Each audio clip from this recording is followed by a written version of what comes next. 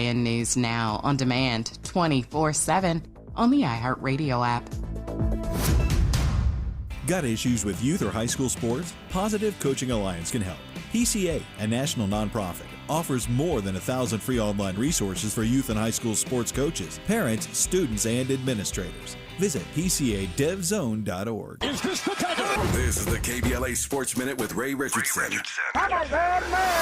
Sunday's NFC Championship game between the Rams and Seattle sets up an interesting situation for Rams wide receiver Davante Adams. This will be the fifth time Adams, a 12-year veteran, is playing in the NFC title game. He's still looking for his first win. Adams was 0-4 in NFC title games during his 8-year career with the Green Bay Packers. A Rams win Sunday sends the 33-year-old Adams to his first Super Bowl. The Rams are 2.5-point underdogs. The Lakers and Clippers meet up tonight at the Intuit Dome in Inglewood, third game this season between LA's NBA teams. The UCLA women's basketball team, ranked third in the country, had a practice game last night at Pauley Pavilion. They had an easy time with Purdue, 96-48. Forward Gabriela Jaquez led the Bruins with 25 points and 3 steals. The Bruins are 18-1, 8-0 in the Big Ten Conference. No debates, no speculation, just the info you need. That's your KBLA Sports Minute. I'm Ray Richardson on KBLA Talk 1580.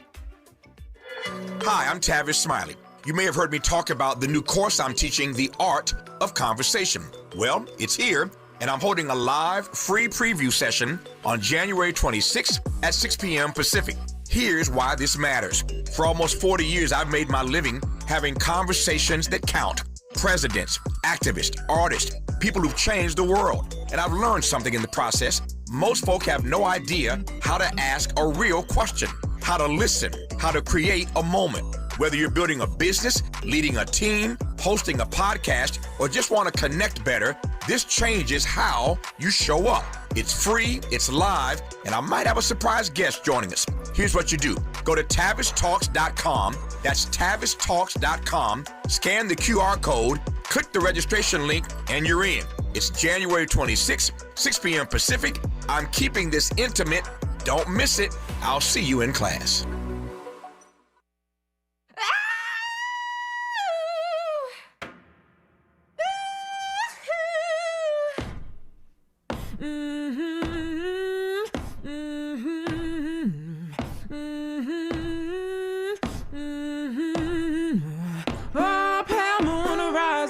Over the pines come, Lord, away until the sun does rise. Leave the day by the door. I don't care, sun, don't shine once more. That's what I said.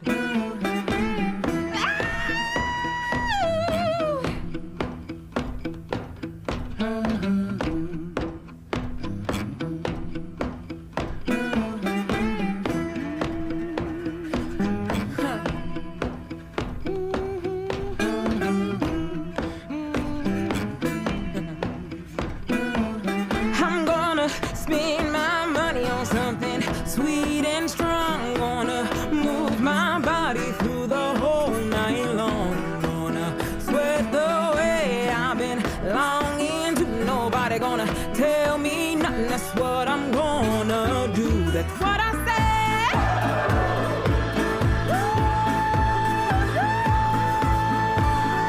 said. KBLA Talk 1580. Yeah, I'm gloating. Record-breaking 16 Academy Award nominations for Sinners. I want to talk about that on this Think Tank Thursday. My question for you on the Think Tank side of town, what's the best way to deal with these award shows? I'm talking about the Oscars. I'm talking about the Golden Globes. I'm not talking about the NAACP awards. I'm not talking about our awards. I'm talking about the mainstream ones. Y'all like to say we don't need them, we disregard them, but they come with money and prestige and opportunities. That is your Think Tank Thursday question. What's the best way to deal with them? Ignore them, embrace them, invade them? What do we do? I am so happy to welcome in a writer, host, producer, and freelance artist, an arts and entertainment and media specialist, and she is also a KBLA Talk 1580 host, Monday through Thursday from 6 to 7, your daily dose of entertainment. Jill Munroe joins me. Good morning, Jill. Good morning, Dominique. How are you this morning? I'm gloating. How are you? I'm good. It's an exciting morning. It is. It is. I mean, this is a big morning for you, no matter what the outcomes, right? Because this is when they announce the Academy Award nominees. For some reason, at 5:30 in the morning. I'm not sure why they do it then, but this was a pretty surprising development, wasn't it? 16 nominations for Sinners. The most for any film, period, ever. It made Oscar history, so let's start right there. It's the most nominated movie of all time. And you know, they always say, well, the Golden Globes and the SAG Awards and the Critics Awards are previews of what we'll see at the Oscars. And in this case, that is not true at all, because everybody was freely, well, the critics less so, but many of the award shows were freely dissing Sinners. In a way, I think it was not so much the award shows. I think that, you know, Critics' Choice honored Ryan and Michael with their black, I can't remember the exact name of it prior to, but I mean, I do think that there was sort of a backlash I've heard coming out of screenings. White men think that the film is violent. I feel as though if it had a different ending, maybe they wouldn't feel that way. I mean, one battle after another is certainly violent. So it's an interesting situation, but I am accepting all nominations, continued support, or whatever, like I'm a part of it. But I feel like I am for Sinners because it's ours. You know, Ryan, we have watched his career grow and blossom. Ryan and Michael together are a force.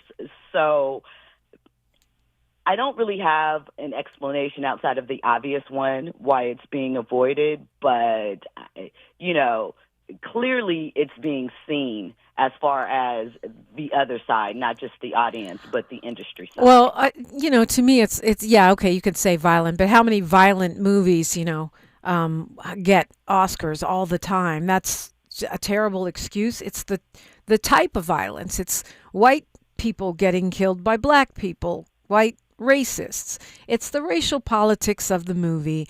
And even though it did really, really well at the box office, and we can, you know, go back and forth about what the awards shows did. Certainly, you would, I assume you'd agree that there was some disrespect or diminishing of this project by the Hollywood press.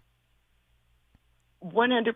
Specifically, if you look at things that are involved with Penske Media, which they own, The Hollywood Reporter, Rolling Stone. I mean, not The Hollywood Reporter, excuse me, Variety, which Sinners was notably absent from their end of the year best list. There was controversy when Sinners first came out about the framing of the Sinners project and what it did as far as numbers, the way that they termed it sort of negative, like could it make its production budget back? So there definitely has been that. Full disclosure, I'm a TV and film critic. I'm a member of the African American Film Critics Association and HCA, which is another, which awarded Michael with the Best Actor award. But I do think it's split, and it's for the obvious reason and in this time that we currently find ourselves in, but somehow it's still managing to shine its brilliance through. Yeah, I mean, what do you attribute the Oscars, which is hardly a edgy, risk-taking, progressive sort of body, giving them this? Because even if they win not one single one of those 16 awards, they've already made Oscar history, to your point. What do you attribute that to? I mean, I think that, one, the Oscars has been trying to somewhat diversify their members. So I think that there are more members that are more currently in tune. And I think the project as itself is undeniable. It's original IP. We don't see a lot of big successes with original IP. If you think about the Golden Globes, the award that Sinners got there was for box office. That's a new award that's only been around a couple of years. It went to Barbie a couple of years ago and things like that. So I feel like it is a product that is undeniable. The cinematography, Michael B. Jordan in two roles, the story. So, I mean, it would be artistically dishonest for it not to have any merit at all. And it's a great piece. It's shown. Now, the winning, that's what we'll have to see, but undeniably. And I have to say, I am especially excited as well for Delroy Lindo. I think he did a masterful job in Sinners, and him receiving the Best Supporting Actor award. I enjoy interviewing him. I've interviewed him for a couple of projects, and he just really connects and he gets it. And I love that, and I love this for him. So I feel like no matter what, the people know what what last year represented and what Sinners has done. So I think it's an undeniable piece. Yeah, I agree. I mean, undeniable has not stopped the Oscars from snubbing people before, but a lot of things have changed. You're right. They've diversified the Academy. I do think, as I said earlier on this show when I first heard this breaking news, I think that their ratings are part of the problem or part of the solution, because the Oscars ratings have been steadily declining, and with some ups and downs, but steadily declining. And this film is wildly popular, so nominating it is one way to get people to watch.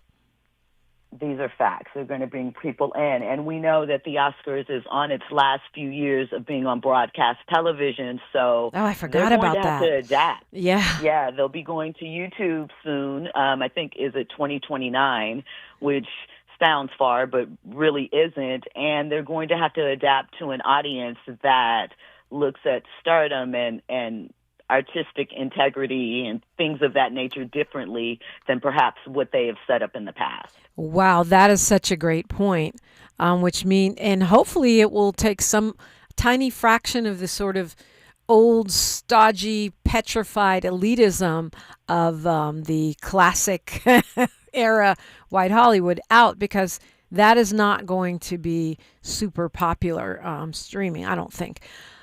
Jill Munroe is joining me, and I'm really, really happy about that. Miles Lowe is going to jump in. I got a few questions for him. We're talking entertainment. You're welcome on board at 800-920-1580. 800-920-1580. It's KBLA Talk 1580. Say the quiet part out loud. KBLA Talk 1580.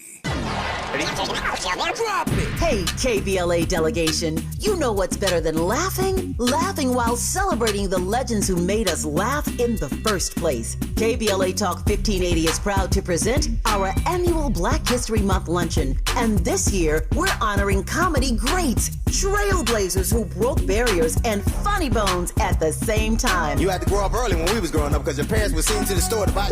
You was too young to buy. I want you to go to the store, get me a fifth of gin and a pack of cigarettes. Mama, I'm two, they ain't gonna let me have that. Here, take this note. You be a little boy walking down the street with liquor and cigarettes, and your neighbors be going, that's a good little boy right there. We need a little levity right about now. So we're rolling out the red carpet for comedy royalty. D.L. Hughley, Melanie Camacho, Earthquake, Lunel, Dion Cole, Martin Lawrence, and a surprise guest appearance. It's going up Thursday, February 26th in downtown LA at the Grammy Museum. An unforgettable afternoon of stories, celebration, and yes, plenty of laughs, because let's be real, these legends don't just tell jokes. They have changed the game, opened doors, and made history while making us smile. You gotta go to child support court. You gotta get there real early in the morning. You see brothers going into court. You see them come out 3 hours later. I can't pay this.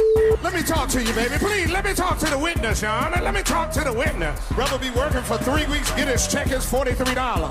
This year, for the first time ever, we have set aside a limited number of individual tickets for the luncheon. They are going to go fast, and when they're gone, they're gone. So, if you want a single ticket, or if your company or organization wants to sponsor a table, move swiftly and get to KBLA1580.com right now. All these comedy giants in one room, on one stage, at the same time? Stop it! This event is going to sell out quicker than right now, and sooner than at once. KBLA Talk 1580's annual Black History Month luncheon, Thursday, February 26th at the Grammy Museum. It's gonna be legendary, just like them. What's up? What's up? What's up? You got to laugh the pain away. Are you drowning in IRS tax debt? Angela was. She called Civic Tax Relief and saved over $80,000. Felicia was having health problems, got behind on her taxes, interest and penalties were adding up. She called Civic Tax Relief and saved over $15,000. Civic Tax Relief is a professional tax negotiation firm that can protect you from the IRS. If you're getting collection letters, call Civic Tax Relief for a free consultation. They will go to work helping you discover all the relief programs you may qualify for free. James owed the IRS $37,000. Civic Tax Relief represented him against the IRS, and by the time everything was completed, he did not owe the IRS anything. If you are in trouble with the IRS, call Civic Tax Relief for your free consultation now. 800-200-2257. 800-200-2257. Get a free consultation and real tax relief. Call 800-200-2257. 800-200-2257. They call it progress, but progress has a price. Land once held in black hands, taken, stolen, erased. Acres paved into highways, fields burned, homes replaced by parking lots and broken promises. Every deed lost was a dream deferred. We talk about millionaires, but what about the millionaires that never were?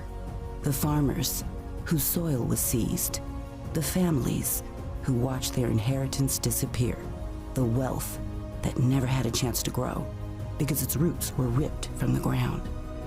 They took the land, but never the legacy, because the soil remembers, and so do we. Every story matters. Our mission is to collect, preserve, and amplify these stories. If this is part of your family's history, visit blacklandlost.org/share your story and help bring us closer to justice. Thanks for waking up with Dominique DePrima on KBLA Talk 1580. Jill Munroe is our guest on this Think Tank Thursday. We're thinking about entertainment. You can hear Jill on this radio station every day, well, Monday through Thursday, 6 to 7 p.m., talking entertainment. It's a great show. You really do such an amazing job, Jill. I'm so glad you're part of our team. So it's weird. I mean, I guess it's not that unusual for someone who's an artist herself to be a critic, but you are one of those. People like to say those that can't do critique, but you do both. That seems hard to me. Do you think it gives you a different perspective when you are talking about other people's art, the fact that you make your own? It's complicated because I feel like it's important for there to be Black voices represented in that area. I feel like for me, I give grace, and I understand that not everything is made to be art in the traditional sense where it's provocative or in that way. Some things are just meant to entertain. Some things aren't for me, but I can still see the good in it. So for me, it gives perspective. I love the process of TV and filmmaking and writing and talking to actors about how they cultivate their characters and things of that nature. So it's helpful for me in that nature. What I try to focus on when I critique it is, the elements that are germane to a story or to a thing of that nature. There's some aspects like my personal feeling about the subject matter, or some of the things that I kind of leave it to the audience. Okay, that makes sense. Now, with Back to Sinners, and I have some other entertainment stories I want to ask about too. Michael B. Jordan, Best Actor nomination. Variety, to what we were talking about earlier, makes it seem like there's no way he'll win, but it's funny the way they phrase it. But of course, Ryan Coogler nominated for Best Director. Very rare for a Black director to be nominated in that category. Awumu Masaku. We talked about Delroy Lindo. Do you think it was surprising that Haley Steinfeld was not nominated? I thought her performance was pretty, I'm not a critic, but I thought her performance was actually pretty amazing. I think she did a good job too, but I think it's sort of, you think about in terms of real estate space. So both she and Wume would be nominated for Best Supporting Actress.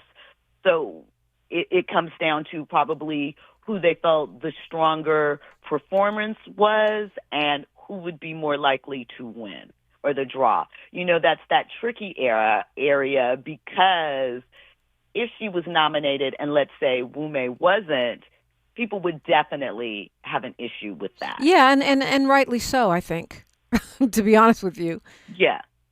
But I've seen the Oscars nominate 2 actors from one film in one category before. But I think we also have to think about the split of right.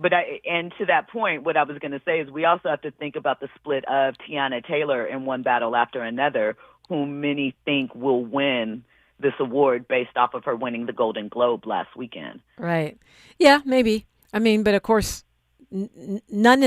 hardly any of these 16 nominations showed up at the Golden Globe, so it might not be the best measuring stick for this particular film. Were you surprised that Tiana got that nomination? She seems like she's shot right to the top of the pack of actors. I think that the film, it is, a lauded director. It is, old Hollywood in the sense of Leonardo DiCaprio and Sean Penn. And I think that matters to voters. Yeah. I think things like that, and it's a big idealized, stylized project, kind of reminds you of something in a way that you would see, in the 80s or the 90s as far as the type of the framework and the structure and the story, even the way that people are placed. So I think that is something that Hollywood enjoys. Yeah, I mean, it does seem like she's Hollywood's favorite right now. So, I think her chances are pretty good. Because there's a popularity contest aspect to this too, no? Facts. Most definitely. I mean, there's a lot of money that is spent. There are these things called FYC, for your consideration. It happens for the Emmys. It happens for the Oscars, too. There are events. Sometimes there are gifts sent out to critics along with the screeners and things of that nature. So, I mean, there definitely is a lot of work put into it, and you can sense early who it seems like is, leading the pack, so to speak, as far as that early push and trying to woo voters. Yeah, I mean, it's a promotion. It's like a lobbying campaign, right? I mean, to me, it doesn't really seem fair that studios decide how much money they're going to put in to push one actor, one award, one picture over another, or one TV show over another, but they do. And I don't see how that cannot make an impact, considering we know that these voters don't always look at all the movies or all the shows. Yeah, because it's a lot of stuff. And if you haven't been keeping up over the year, when November and December hits and you start getting all of these links to screeners and all of these DVDs in the mail, for some it can be overwhelming. Yeah. Yeah, it is overwhelming. I'm a SAG member, so I get... Yeah, I know because of the SAG Awards. So, Miles, we might need your help here, and even if we don't need it, we definitely want it. Drake has just refiled, I guess, or filed an appeal on his defamation suit around the song Not Like Us. He says the judge's dismissal of his suit against UMG and is dangerous, and he's refiled. I guess number one, I wonder why. Is it really because he just thinks he can win this, or is it because he apparently has a project dropping soon, or is it both? Does it have anything to do with something else we haven't talked about, which is him being hit with this class action lawsuit around the illegal casino? Like, I'm not sure. Is he trying to change the narrative? How do you see that, Jill? Oh, so for me, I feel as though, I mean, let's be honest, through his own devices, he took a hit. It's really crazy to me how he can look back over some of his lyrics and things that he put out and feel right in this stance. I think that it will end in the same results. And I just, it can turn for him. He's already been named in what you mentioned, the stake lawsuit. I think that there is something with Spotify that is trying to involve him from their side. So it's just a lot of stickiness. He does have the Iceman Cometh album dropping. We're not sure when, but he's gearing up for it. I really think that he is forcing the L greater than what he took just from the back and forth. Oh yeah, I'm seeing this. I didn't see this. The Spotify fraud lawsuit, where they're saying that the company ignored billions of fraudulent Drake streams. Miles, what's your thinking on this? First of all, shout out to it's crazy you got an album coming out called Iceman right now. I think that's pretty ironic and funny. But I think bro. But I think what Drake is trying to do though, I think the big chess move here is he's trying to get off of UMG and drop his own album. I think he wants to collect all that money as an independent artist. So I think this is a bigger play to try and free himself a little bit and then drop the Iceman now. He's teased Iceman for a whole year. So I think that's probably what the real big play is, in my opinion. Well, I mean, I thought he was already done with his contract with him. No, he's still. He just re-upped. He just re-upped like a 10 album, 10-year, $500 million contract a couple years ago. Before that's right. So he's not getting out of it, right, Jill? I think it is coming up like there's new negotiations, and he was trying to position himself to get more money, obviously. So Miles may have a point. Maybe he's trying to find a way out of the last part of the deal because he's pushing out product, but it's at an interesting clip. I don't know. I don't know what his end goal is, actually. I always thought that he should have taken it back to Heartbreak Drake and done a little R&B, and he probably could have gotten it back, but here we are. Well, I mean, but Drake is still Drake. I mean, Drake is still, West Coast, we can talk about him all we want to. Industry can talk about him all we want to. He's still King Kong. He's still, right? I mean, in the industry, he's still holding up a big part of the hip-hop R&B tent here. I think that's why like UMG and stuff are fighting tooth and nail to not let him go because there's it's been a few years now he's been the one to really keep the lights on. So as hip hop kind of tapers off and Drake still continues to be the big dog. Yeah, he's the golden goose. I mean, say what you will about Drake, he's still Drake. We've got news, traffic, and sports right here. Continuing this conversation with Jill Munroe on KBLA Talk 1580. She's reclaiming her time on KBLA Talk 1580. More First Things First with Dominique DePrima when we come forward. I'm Bree Wood with BIN News Now. President Trump is warning Iran not to make assassination threats against him, telling News Nation that if something happened to him, the whole country is going to get blown up. I have very firm instructions. Anything happens, they're going to wipe him off the face of this earth. His comments come after he threatened Iran with regime change over its crackdown on protesters. A federal judge has refused to block a revived DHS policy that limits lawmakers' access to ICE detention centers. Democrats sued over the ruling requiring 7 days' notice, but the judge said they used the wrong legal approach and that a previous order didn't apply. And rapper A$AP Rocky is headed back on tour. His Don't Be Dumb World Tour launches in Chicago this May and wraps in Newark, New Jersey in September, covering 42 cities. It supports his new album released Friday, and tickets go on sale January 27th. Get BIN News Now on demand 24/7 on the iHeartRadio app. Got issues with youth or high school sports? Positive Coaching Alliance can help.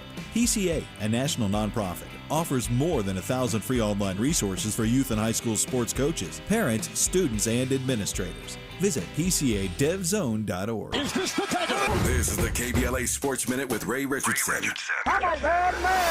Sunday's NFC Championship game between the Rams and Seattle sets up an interesting situation for Rams wide receiver Davante Adams. This will be the fifth time Adams, a 12-year veteran, is playing in the NFC title game. He's still looking for his first win. Adams was 0-4 in NFC title games during his 8-year career with the Green Bay Packers. A Rams win Sunday sends the 33-year-old Adams to his first Super Bowl. The Rams are 2.5-point underdogs. The Lakers and Clippers meet up tonight at the Intuit in Inglewood, third game this season between LA's NBA teams. The UCLA women's basketball team, ranked third in the country, had a practice game last night at Pauley Pavilion. They had an easy time with Purdue, 96-48. Forward Gabriela Jaquez led the Bruins with 25 points and 3 steals. The Bruins are 18-1, 8-0 in the Big Ten Conference. No debates, no speculation, just the info you need. That's your KBLA Sports Minute. I'm Ray Richardson on KBLA Talk 1580.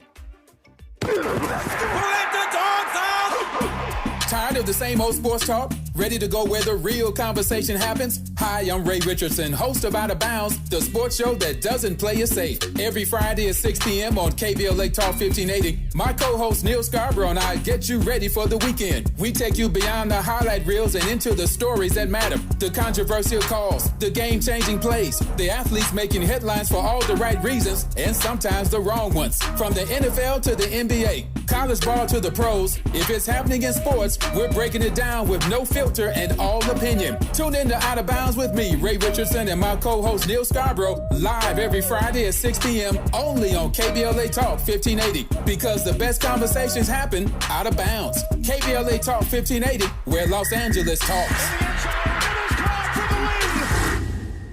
KBLA Talk 1580, connecting you with the world. African Focus Incorporated is a community-based organization whose mission is to bring Africans and African Americans together, lead charitable initiatives on the motherland, and educate people from all walks of life on the beauty, legacy, and opportunity of Africa's 54 nations. And it's that time once again when African Focus is teaming up with KBLA Talk 1580 for our 8th annual African Focus Trailblazers Tour. Travel with us in 2026 when we're headed to the southern African nations of Zambia and Botswana for a historical, cultural, and vacation tour led by me, Dominique DePrima, Cultural Ambassador for African Focus Incorporated. Enjoy luxurious accommodations, conscious fellow travelers, shopping, adventures, cultural tours, wildlife safaris, and a giant waterfall, one of the world's 7 wonders, along with a chance to be of service at an orphanage on the continent. Become an AFI trailblazer by exploring the motherland with a nonprofit organization that has members in Africa and America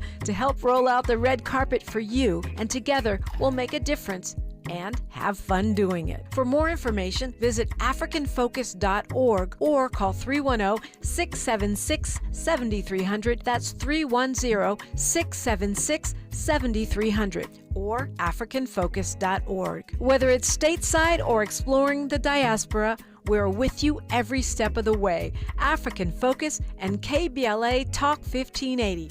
Come go with us. We knew you'd stick around. This is LA's home for progressive talk radio. Welcome back to KBLA Talk 1580. Who's calling it? Who? Yeah. OVO Sound 2025. Who's calling it? Is it Stacy? Is it Becky? Is it Keisha? Is it Andy? Was it Danny? Is it Party?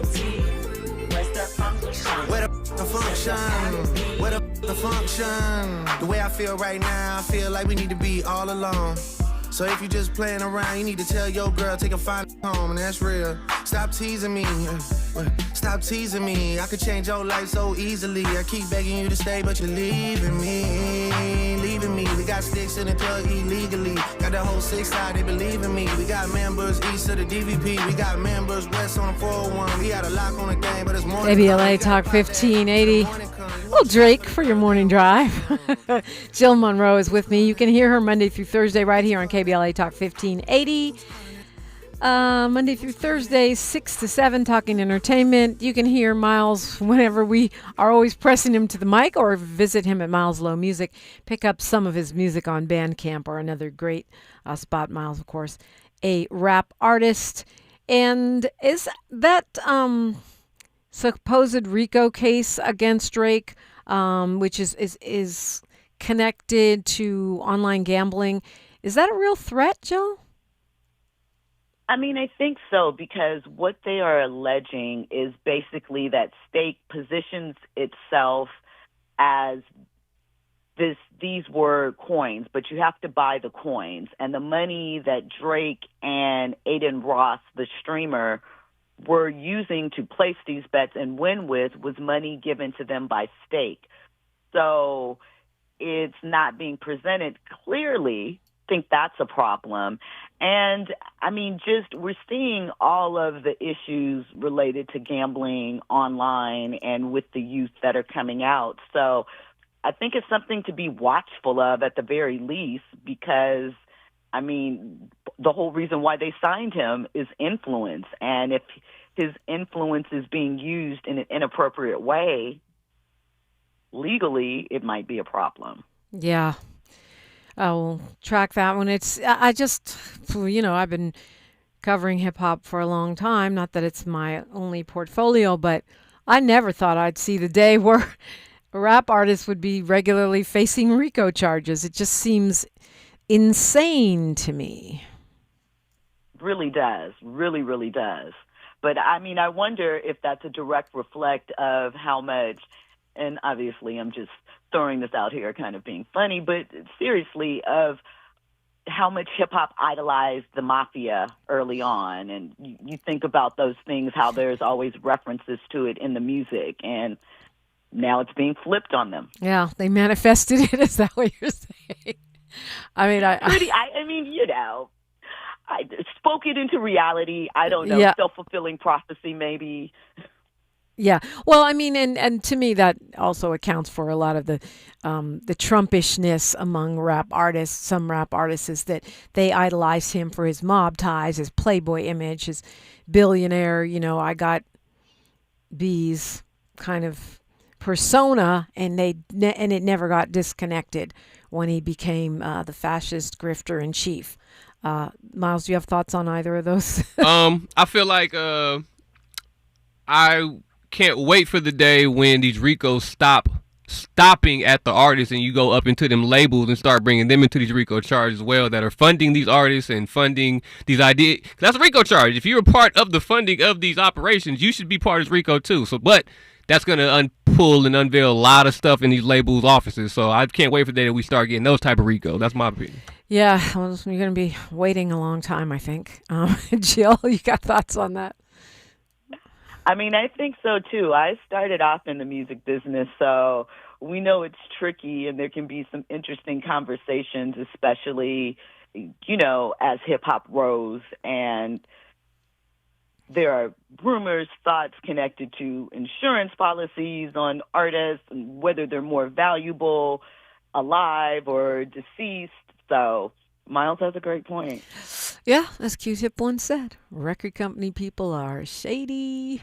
A judge over the holiday break voided the conviction of one of the two men who was found guilty of killing Jam Master Jay back in 2002. They said there wasn't enough evidence that the man had a motive to kill him.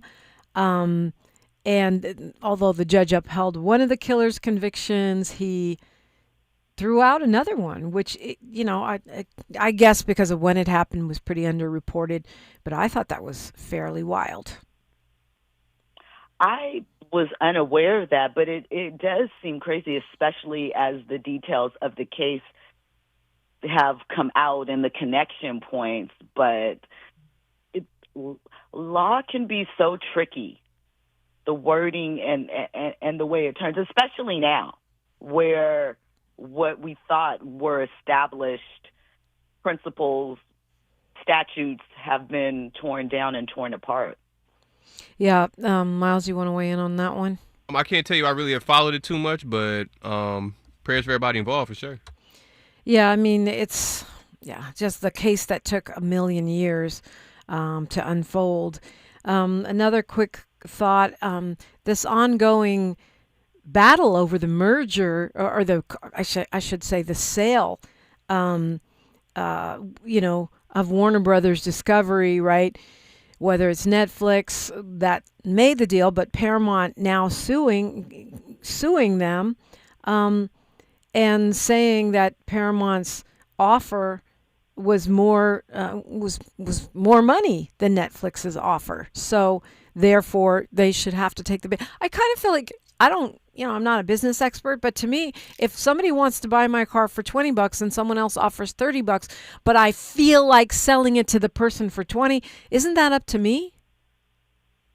I feel like it should be, and it probably will be, as Netflix changed their deal to now there's no stock options in the way it's structured, so that it is an all cash deal, which has caused their stock to go down a bit. But I think that it is the way in which each of the deals are structured, like Paramount, the way that they want to take the pieces and what Netflix wants to take and so forth. But I think really it all goes back to Skydance, which is now Paramount's owner and parent, and the Ellisons and their ties to Trump, and how, there's a fear almost of all of the assets that are contained under Paramount, and combining that with Warner Brothers, we could be almost in a state of state-based media because of the Ellisons' reach and control. The Warner Brothers board voted to reject Paramount's offer, but they're trying to do a hostile takeover. But I think because of how Netflix restructured the deal, it may be over. I'm not sure, though. But it's really interesting to watch it come together. Yeah, I think it's bizarre, and I think you're right. And remember, the Ellisons are now in control, or among the controlling owners of TikTok, and they already have CBS. So, when you think about the billionaires, what we call the oligarchy controlling the press, that is, in a sense, it's sort of a roundabout way of state-controlled media. Of course, we have a Trumpy billionaire that owns the Washington Post. We have a Trumpy billionaire the LA Times and the Washington Post. So I think we might be very close to there when you talk about state-controlled media at this moment in time. I agree. Yeah, it's crazy. Okay, so we do have a lot to talk about. The reason I'm hesitating right here is because I'm hearing some really terrible breaking news about the arrest by the U.S. Justice Department of protesters that protested that ICE pastor at St. Paul's Church in Washington. Apparently, among those that were forced to turn themselves in was Chantel Allen, who is a member of Black Lives Matter Twin Cities, actually among the leadership there. And so now we are looking at the arrest also of Nakima Olivia Armstrong. So we're talking about Black women activists being taken into custody by the Department of Justice for protesting against the Trump private army fascist Gestapo. And this was distracting me. That's why you heard the pauses, because this is very alarming development. It is not entertainment, but it is a very alarming development. And I wanted to at least share that breaking news with you, even as we are unpacking some stories in the entertainment sector, of which there are many, and many of them do have political implications. I think the joyous stories are also important because we need fuel to keep us going, keep us encouraged, keep us happy in very, very challenging times. You're listening to KBLA Talk 1580. More of First Things First with Dominique DePrima when we come forward. My name is Tyrone Owens, and this is my home for 23 years that burned in the fire. Me and my wife, Charlene, we had this whole yard decorated every year. This was the house that sparkled throughout the entire neighborhood on all the holidays. It's a community that will never be the same due to the negligence of the utility company. So I am pretty upset about that. We were nowhere near being able to rebuild with our insurance. It's going to cost $1 million to put your house back up. I want to to get back to that point where we were before the fire. I'm starting to get emotional, but I'll work through it. LA Fire Justice has been wonderful for us. They're just caring people. I mean, we have all faith in them. Big ups to LA Fire Justice, who's given us hope to rebuild 100%. Advertisement. Douglas Foster, 221 East Walnut Street, Suite 100, Pasadena, California, 91101 is the attorney responsible for this ad. LA Fire Justice is proud to sponsor Conversation Live, Altadena Rising, with James Farr on KBLA Talk 1580. My mom has decided to learn to paint, and she's good. My dad's now into creative cuisine, and I've already put on 6 pounds. Learning new things comes with age. My mom, she started forgetting my name and what we're talking about. Forgetting well-known things doesn't. Memory loss may be a sign of Alzheimer's disease. Early detection gives you and your loved one time to plan for the future. Learn the warning signs of Alzheimer's at 10signs.org. Brought to you by the Alzheimer's Association and the Ad Council. KBLA Talk 1580. We've got a lot to talk about. KBLA Talk 1580 reminds you, when we fight, we win. The Youth Justice Coalition is challenging America's addiction to incarceration and discrimination. YJC works to dismantle policies leading to mass incarceration, law enforcement violence, and the school-to-prison pipeline. Their approach? Transformative justice, community intervention, free LA high school, legal defense, and system monitoring. YJC promotes safety without relying on prisons. Their goal? Prevent system contact and help people exit the system through direct action, advocacy, and education. Want to get involved or need help? Call 323-235-4243. That's 323-235-4243. Join YJC in creating change. When we fight, we win. KBLA Talk 1580, your voice for justice. This is a community call to action from KBLA Talk 1580. The conversation continues right now with Dominic DePrima on First Things First. Yeah, we will definitely follow up on this story regarding the arrest of these two activists. One, of course, also a civil rights attorney, Nakima Levy-Armstrong. You're going to want to definitely hop on with me tomorrow as we'll have more in-depth on that and the pushback by activists nationwide. They're using the FACE Act, apparently, which has been used to protect abortion clinics. Now they're trying to use that to say you can't protest churches. Oh, fascism is definitely here. Continuing our conversation with Jill Munroe, the entertainment specialist for KBLA Talk 1580, and Miles Lowe, who is an artist in his own right, a rap artist. I wanted to talk about this and never got around to it. Speaking of the White House and their terrible, terrible moves, the press secretary, Abigail Jackson, one of the White House press secretaries, posted a photo that seemed to say that Michael Jackson and Diana Ross were in the Epstein files. The way it's posted, they have Michael Jackson and Diana Ross in a photo. The face of a child is blanked out and blurred, I should say, and they make it seem like they were part of the Epstein scandal. This was something that was in the possession of the Justice Department, but the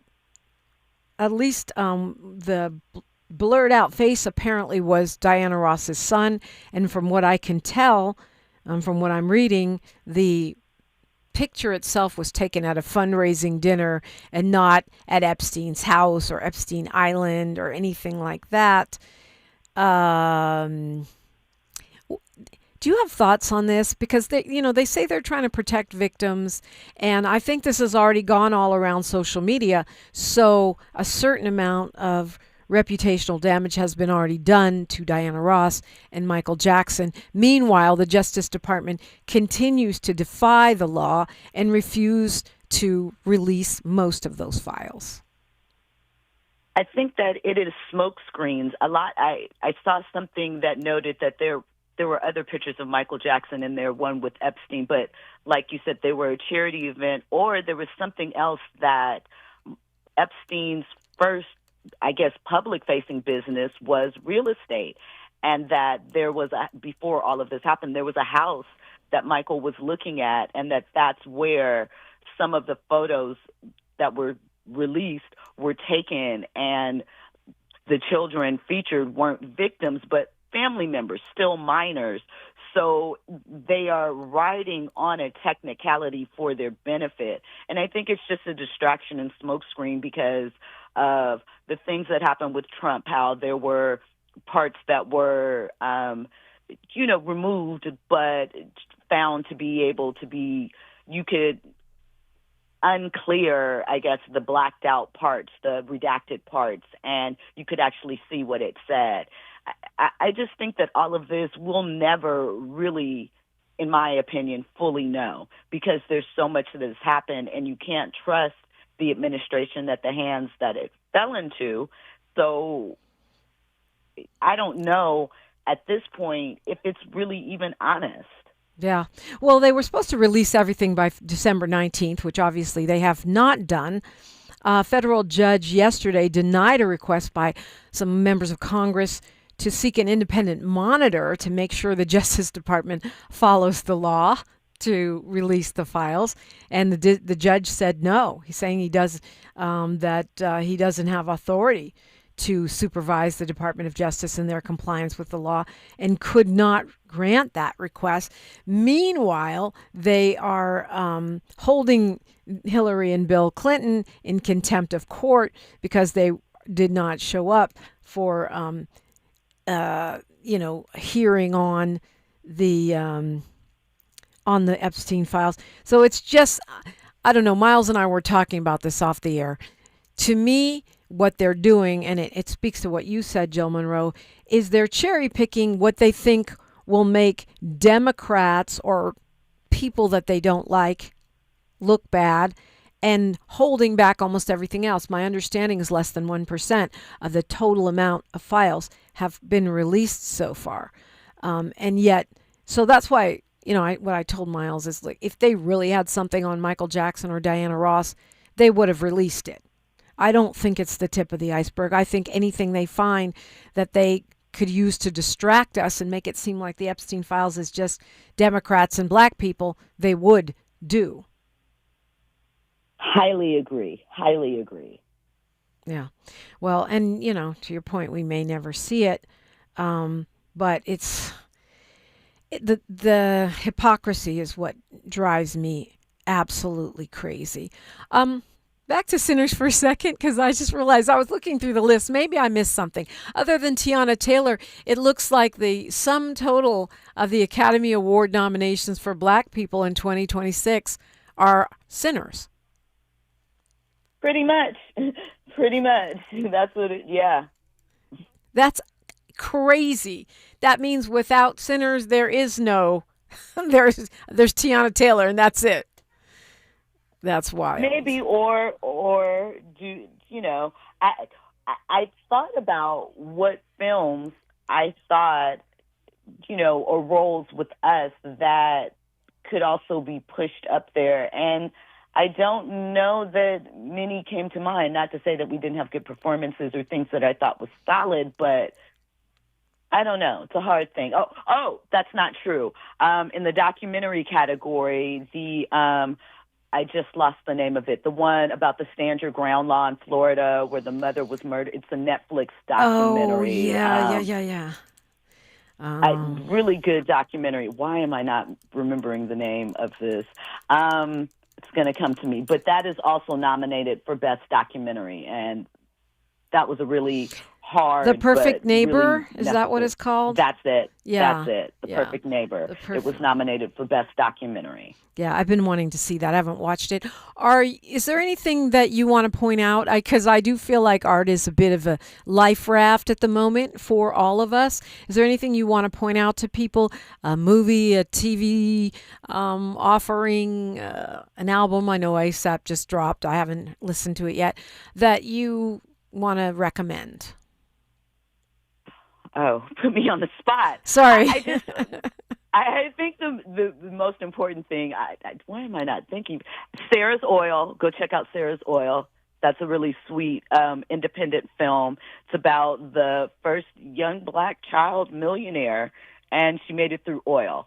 It's not a trauma fest. It is I think, late 1800s, early 1900s. It's set in really good film. But I think most importantly is to support Black art. Yeah. I think that is the most important thing that you can do. If there is something that you love, as far as, a book, music, any of those things, share it with a friend. So, be loud about the things that you enjoy and the things that you feel are worth acknowledgement, instead of complaining about the other stuff. I heard you mention, not you personally, but I heard you mention about how we go back and forth about whether we ignore the, quote, prestige awards and just focus on our own. I'm a big one of saying that we definitely need to give more credence to awards from our own, but not ignoring the fact of what an Academy Award or a Golden Globe or a Screen Actors Guild Award means to the people in their arts, because these are their peers also. So I don't think it is that you have to take up one and completely ignore the other, but I think that it's understanding where they lie as far as importance for us, importance for financial futures, and things of that nature, and just kind of leave it at that and not put so much importance just on the Oscars or the big ones. Because our awards, I know that that's what they're supposed to do, but they matter too, and they say something about the art as well. Yeah, that's a really good point and good catch. Thanks for wrapping up with that, because I do think that's exactly right. We don't need them for validation, but we do need them for business, or we want them for business. Let me put it that way. Jill Munroe, tell us how to follow you on socials and all that good stuff. I am at Stiletto Jill everywhere. Please follow me, say hi, tell me that you came from the wonderful Dominique show. Let me tell you, you guys already know, but Dominique, I appreciate everything that you do and your voice and the clarity with which you move through these topics, and with grace, and, making space for everyone else to sit with their feelings. Deep in thought. Well, thank you for that. The sisterhood is real. A fan of yours as well, Miss Munroe. So thanks for joining this morning. Thank you.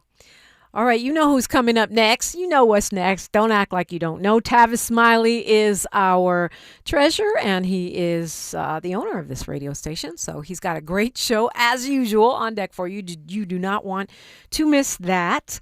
Don't forget to tap in with me on socials. I'm at Diprima Radio, DIPRIMA, and then radio, Miles Low Music. Like, follow, subscribe, talk smack, see me on YouTube. Find the podcast. If you've missed any of our episodes, you can find them wherever you get your pods, and you can also find them where they live on YouTube. Like my mama, the late great poet laureate of San Francisco, Diane Diprima, used to say, history is now. Like I always say, we are making it together. Until tomorrow, one love. KBLA 1580 Santa Monica. I'm Bree Wood with BIN News Now. President Trump is warning Iran not to make assassination threats against him, telling News Nation that if something happened to him, the whole country is going to get blown up. I have very firm instructions. Anything happens, they're going to wipe them off the face of this earth. His comments come after he threatened Iran with regime change over its crackdown